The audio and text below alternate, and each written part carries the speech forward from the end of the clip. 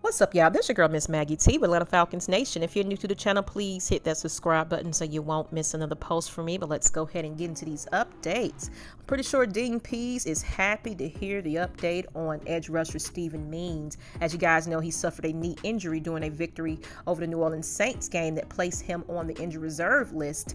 He's been away for about 3 weeks. Now it shows he is designated to return off the injured reserve list on today and has opened for a 21-day practice window that will definitely possibly have his return soon. So with that being said, of course, we got the Tampa Bay Buccaneers coming up, and depending on how this full week of practice goes for Means, you'll determine whether he'll be able to suit up for that game. As you guys know, he plays a significant role on this Falcons defense, as he's being one of the DP's favorite defenders, setting an edge against the run, and has always been a reliable portion of this defense once again. So, of course, we have to stop Tom Brady from scoring. Definitely, if we're going to go ahead and beat this team.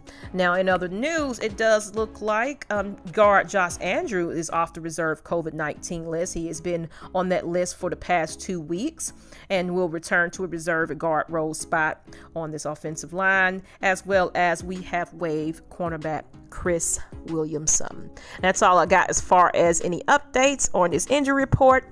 But, of course, if anything else comes in, I'll give you guys that as we receive them. Appreciate you guys with the Atlanta Falcons Nation, and I thank you guys for getting us to 1900. We're definitely on the road to 2K. We are the nation, and I'm out, people. Peace.